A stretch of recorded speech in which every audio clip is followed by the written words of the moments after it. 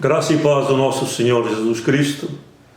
Temos tido uma semana muito abençoada sobre o tema Enraizados em Cristo e temos tido o privilégio de ouvir homens de Deus que viveram a igreja e deram o seu melhor a favor da igreja em Cabo Verde e ainda estão a dar uma contribuição em outros países do mundo.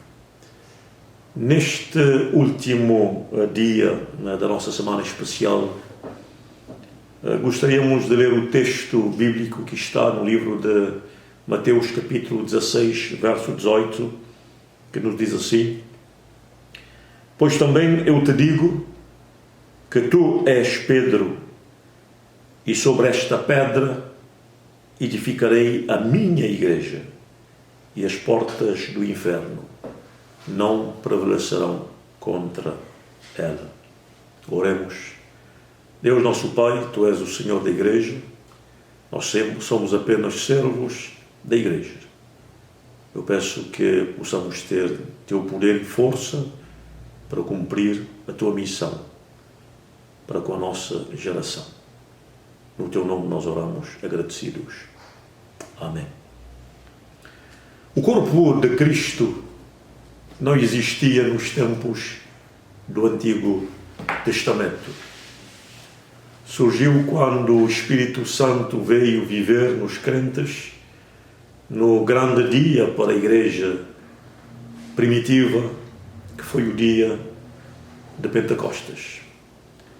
Mas os estudiosos da Bíblia, quando entram no espírito das Escrituras, chegam à conclusão que o propósito de ter igreja era um plano delineado por Deus desde os primeiros dias dos tempos, mas que veio a efetivar-se, o segredo veio a ser revelado no dia do derramamento do Espírito Santo em Atos capítulo 2.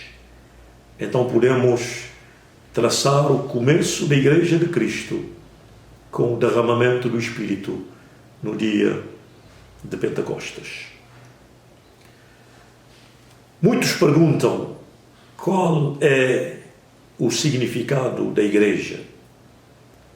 A palavra original, eclésia, significa aqueles que são chamados para fora.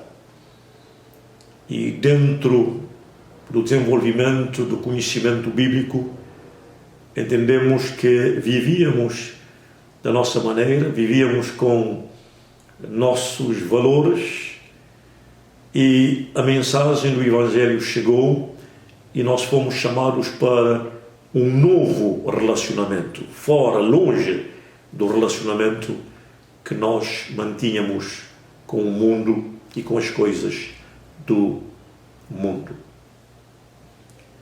E o Antigo Testamento fala do povo de Israel e nós vemos que Israel representa o protótipo da igreja, a nação escolhida por Deus com uma missão de representar Deus, mas também de levar a mensagem de Deus aos povos do mundo.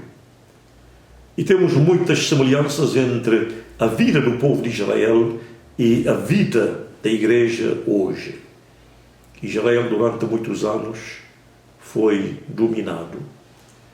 Foi um povo massacrado, um povo subjugado por impérios e por sistemas do mundo. Nós temos a primeira grande libertação quando Moisés leva o povo para a terra da promessa.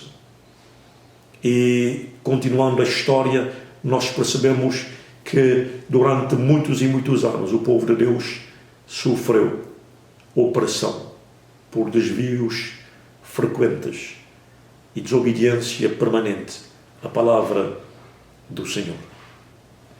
Atacado por sistemas de governo por sistemas de pensamento, por secularismo e tantas outras coisas.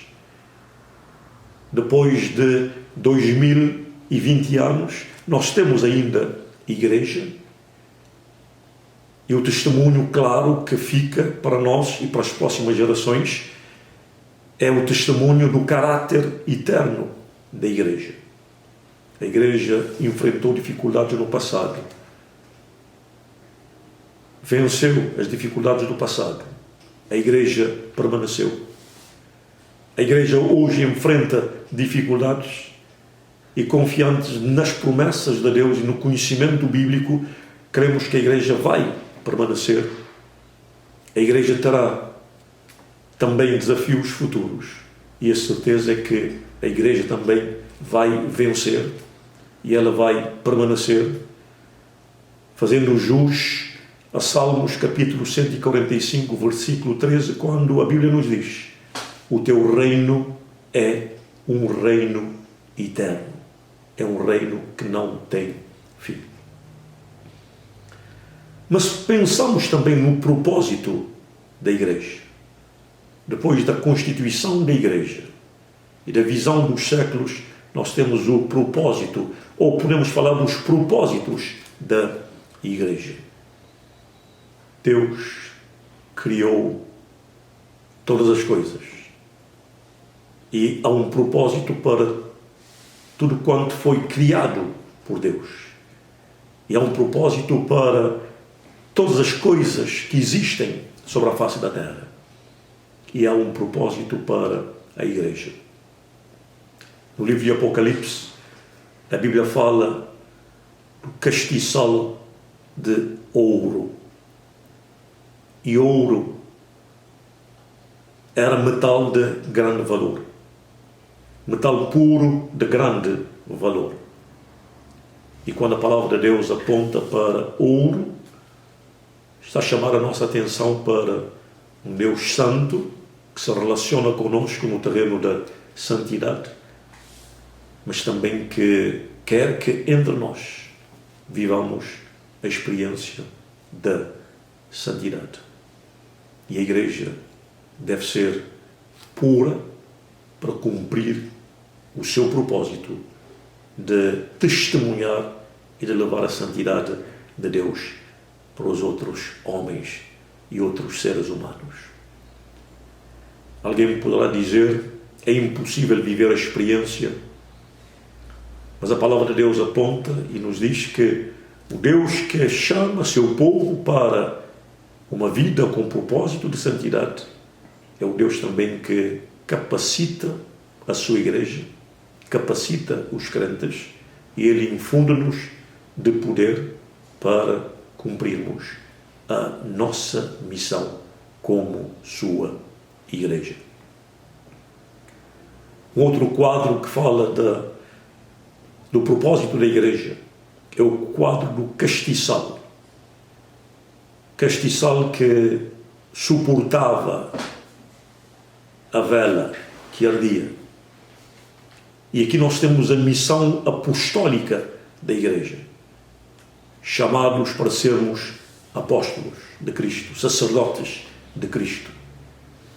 Em 1 Pedro capítulo 2, versículo 9, a Bíblia nos diz: vós sois a geração eleita, o povo escolhido. Fomos chamados não para receber e reter a mensagem da transformação, mas fomos chamados para uma vida transformada, uma vida que possa também dar testemunho para as outras pessoas e todos os crentes, independentemente da sua posição eclesiástica na igreja. Todo crente tem a responsabilidade de cumprir esta missão apostólica que foi dada à igreja e a cada crente. E a vela que arde passa para a igreja a necessidade de comunicarmos urgentemente a palavra de Deus, porque o tempo está se encurtando e não temos muito tempo para viver debaixo da graça de Deus. E hoje que compramos a missão do nosso Mestre hoje. Jesus disse a Pedro: edificarei a minha igreja. Nos dias em que Jesus pronunciou estas palavras, os cristãos estavam entre Cesareia de Filipos e o templo de Herodes, entre a terra da promessa e o monumento que ameaçava o povo de Deus. E diante da grande ameaça, nós temos a palavra que encoraja: edificarei a minha igreja. Edificarei fala de algo permanente, de uma estrutura que seria reconhecida por todos os povos, por todas as gerações. Não uma estrutura humana, nem feita por materiais humanos, mas uma estrutura bem fundamentada e alicerçada sobre experiências de homens transformados, com capacidade de poderem passar esta mensagem de transformação para as próximas gerações. Conforta-nos hoje poder ouvir a minha igreja. Cristo é a base da igreja. Cristo é o fundador da igreja. Cristo é o Senhor da igreja. Temos um passado que hoje nos traz muita alegria e muito prazer. Lembramos homens como João José Dias, Álvaro Barbosa Andrade, Luciano de Barros, vários servos que hoje já estão na eternidade. Foram servos da igreja, não foram donos da igreja. Nós temos hoje uma classe também muito engajada de obreiros nacionais que trabalham em Cabo Verde e ministérios que honram a Cristo, mas nenhum do passado e nenhum servo do presente é dono da igreja. Cristo Jesus é o dono da igreja. Ele disse: edificarei a minha igreja. A igreja lhe foi dada pelo Pai Criador. A igreja foi comprada por seu precioso sangue. E a igreja foi santificada também por seu precioso sangue. E a igreja é iluminada pelo Espírito Santo. Edificarei a minha igreja, não sob normas ou conjunto de regras, mas sobre relacionamentos. Homens e mulheres consagrados que revelam e comunicam o que Ele veio fazer e que o mundo pode ser salvo por Ele. E nesta entrega nós participamos da edificação desta igreja que não é nossa, mas é a igreja do Senhor Jesus Cristo. O texto bíblico termina dizendo: e as portas do inferno não prevalecerão contra ela. Não devemos ignorar nem subestimar a força que tenta impedir o avanço da igreja. E saber que as portas do inferno estão sempre a tentar impedir o avanço da igreja. E portas significam estratagemas do inimigo, planos de Satanás, táticas de Satanás. No Oriente Antigo era lugar de conselho, de deliberações onde a justiça era exercida, e de forma firme, Cristo diz à igreja hoje, à igreja de Cabo Verde, os desígnios de Satanás, os planos diabólicos de Satanás, para tentar liquidar ou naufragar os propósitos da igreja, não vão prevalecer. E hoje a igreja está ciente dos ataques do inimigo. Se outrora atacava de fora para dentro, hoje Satanás ataca de outras formas, com frouxidão da nossa fé, com inconsistência da nossa devoção, com relaxamento em termos do nosso serviço, com falta de poder, com intrigas, com porfias. Todas essas coisas representam as maquinações de Satanás contra a igreja. E a igreja deverá estar sempre ciente destas armadilhas de Satanás e crendo que nenhum espírito mau, nenhum aliado pecaminoso, nenhuma fraqueza dos seus membros, nenhum tipo de perseguição, nada terá capacidade de quebrar o desígnio eterno de Deus para a igreja, que está fundamentada em Cristo Jesus. Satanás não prevalecerá contra os santos, nem contra a igreja. E de Deus hoje nós temos a grande missão e poder também para fazer a missão, poder para pregar, poder para visitar, poder para consolar, poder para viver santo, poder para receber novos membros e poder para alargar os reinos, o reino dos céus. Poder para declarar o que está certo e o que é contra a vontade de Deus. Poder para orientar no caminho da santidade.